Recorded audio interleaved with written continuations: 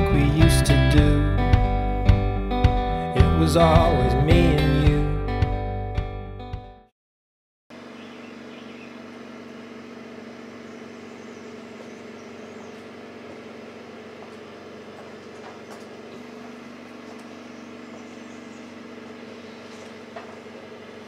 Sortie de troisième, j'ai attaqué mes études et j'ai fait 4 années d'études dans le lycée professionnel pour faire souffleur de verre au lycée Jean Monnet à Yzeure. Suite à mes études, j'ai eu un emploi en cristallerie en Lorraine.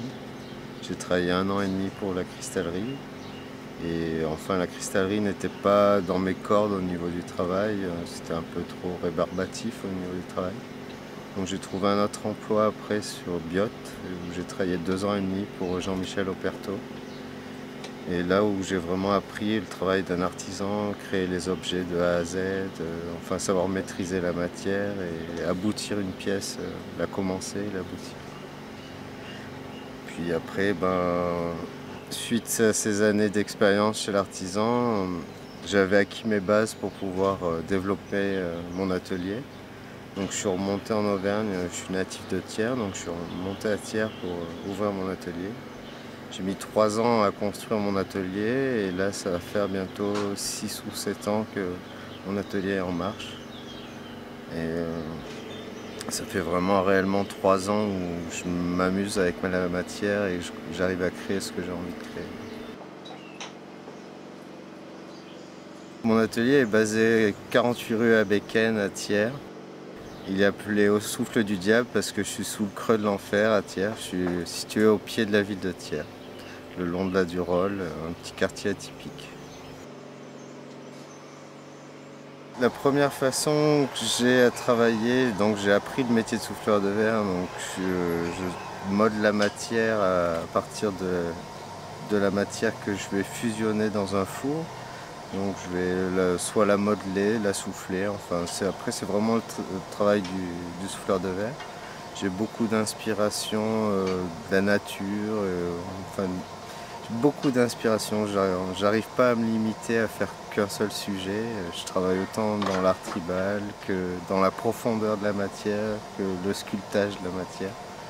Enfin, il y a plein de choses qui m'intéressent et je suis tout le temps à la découverte d'apprendre. Donc je m'essaye dans tout ce que je peux, ce que j'aime.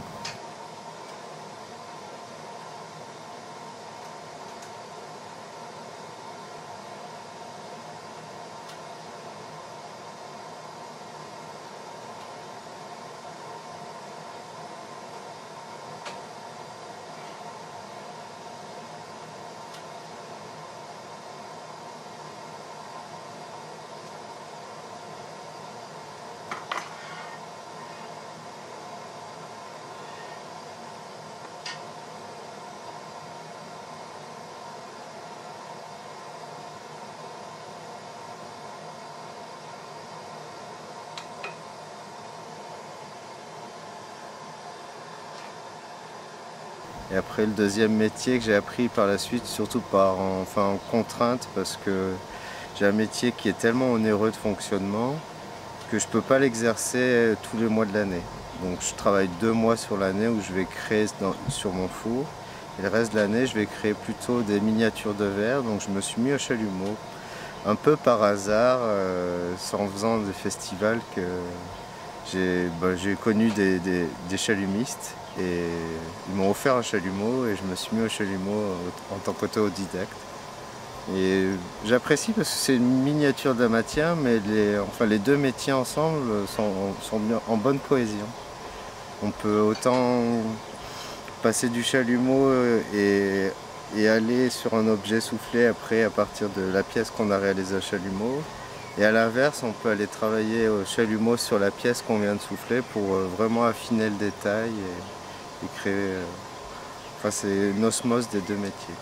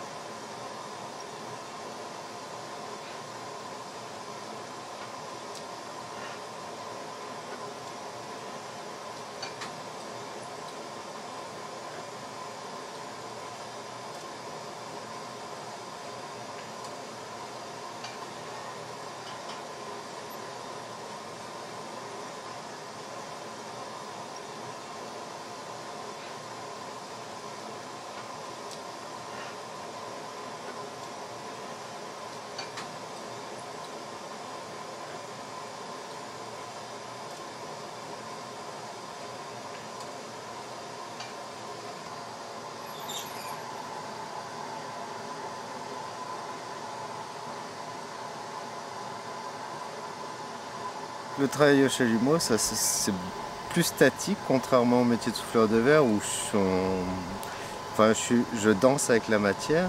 Le métier de chalumeau va se baser sur une table et je vais modeler la matière à partir d'une flamme. Donc je vais mettre du verre froid devant la flamme, le monter en température et ensuite le modeler. Après on peut changer de couleur avec les baguettes de verre coloré. Enfin, on est tout le temps en train de jongler avec les couleurs. Puis les sens aussi, on peut vraiment changer la pièce plusieurs fois de sens avant d'arriver sur le produit fini.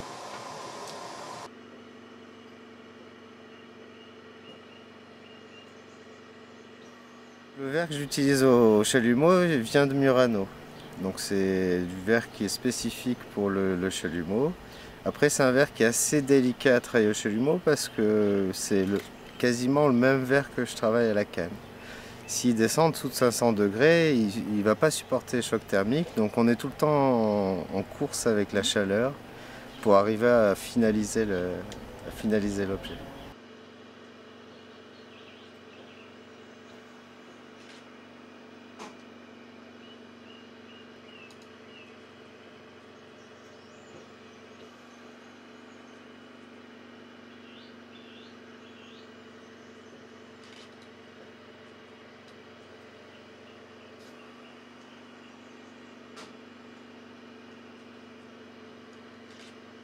Il y a certains outils que j'ai fabriqués, il y a beaucoup d'outils qu'on m'a offerts durant toutes mes études et tous les passages que j'ai faits chez les employeurs. Donc il y en a, enfin mon maître Jean-Michel Operto, lui m'a offert une paire de fers qu'on lui avait déjà offert et ça fait au moins 3 ou 4 générations qu'elle travaille.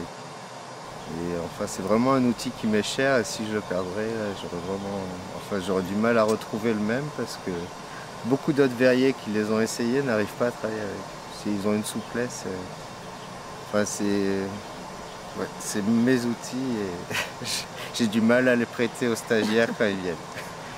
Et c'est des outils après qu'on fabrique nous-mêmes ou des outils qu'on peut avoir à Murano, avoir aux États-Unis aussi. Après, chaque verrier a les outils qu'il apprécie au niveau du façonnage.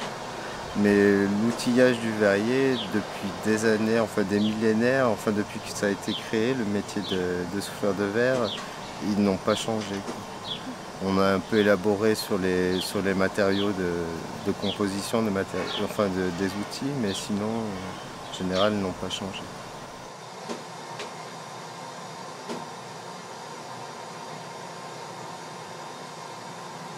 Le fait d'avoir eu une conception d'atelier, d'être parti de zéro, il a fallu que je réalise aussi tout mon outillage au niveau de tout ce qui est fumisterie, donc le travail des fours, que j'ai appris sur le tas. Au fur et à mesure, j'ai créé des fours. Les premiers ne marchaient pas super bien. Et là, je suis sur une gamme de fours qui marche à la perfection pour moi au niveau de mon travail. Parce que quand je travaille le verre dans les profondeurs de matière, il me faut une matière vraiment impeccable au niveau du façonnage. Donc il faut que le verre soit bien affiné dans la fusion. Et il a fallu que je réalise vraiment presque 3 gros fours pour arriver sur le bon fonctionnement.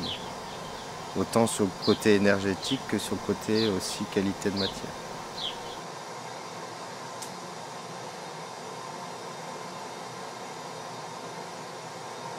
J'ai tellement plein de techniques que chaque processus est différent, mais le b.a-ba, c'est je vais chercher la matière en fusion à 1200 degrés dans mon four pour ensuite la colorer à base de poudre de verre coloré ou de granules de verre coloré, tout en le gardant en température.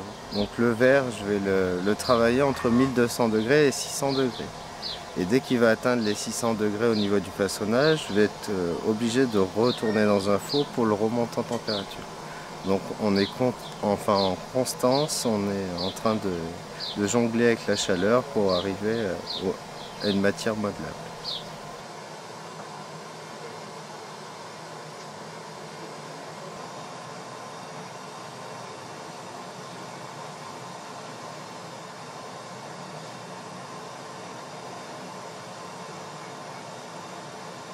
température de l'atelier est assez étouffante en été.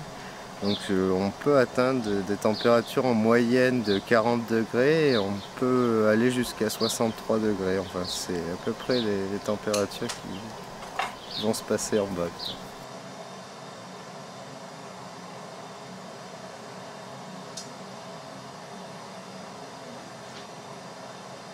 Je travaille avec Claude Cubizol, donc c'est le hasard qui a fait qu'on se rencontre. Sur une exposition, on était face à face.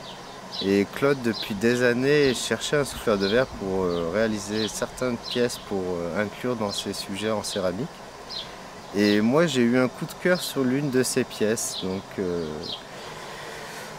on s'est mis à discuter. Et puis après, à la fin de l'exposition, je lui ai dit, si ça t'intéresse, moi, je suis prêt à te prendre la pièce. Par contre, au niveau pécunier, entre artistes, je ne vois pas l'intérêt. On crée tous les deux de beaux objets. Donc s'il y a des objets qui t'intéressent sur mon stand, moi je veux bien troquer cette sculpture avec toi. Et de ce troc est née au final cette amitié et puis au fur et à mesure des années, m'a fait de plus en plus confiance au niveau du façonnage et elle me laisse énormément de liberté sur la réalisation des petits sujets que je fais. Et en final, le fait de ne pas avoir de frein au niveau de la création fait qu'on révèle vraiment des sculptures à quatre mains qui sont, pour moi, qui sont bien abouties, quoi. C'est assez dur de se définir, surtout que j'ai beaucoup d'univers, alors définir mes univers. Moi, je dirais que je suis amoureux de la matière et amoureux des matières en elles-mêmes. Parce que peu importe la matière, j'aime le verre, mais j'aime les autres matières. Et j'essaye de les retranscrire des fois à l'intérieur de ma matière. Après, je suis quelqu'un d'assez modeste. Donc pour moi, je fais le mieux pour faire le beau.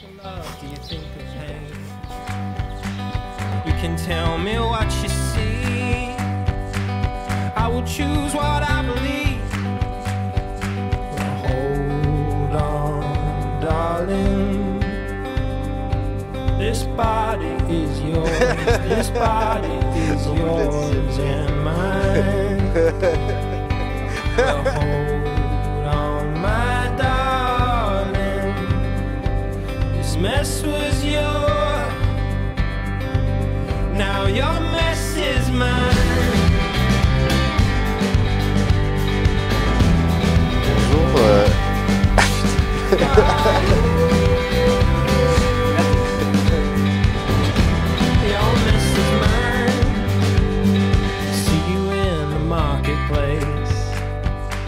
Walking around at 8 a.m. I got 2 hours before my flight. Luck be on my side tonight. You're the reason that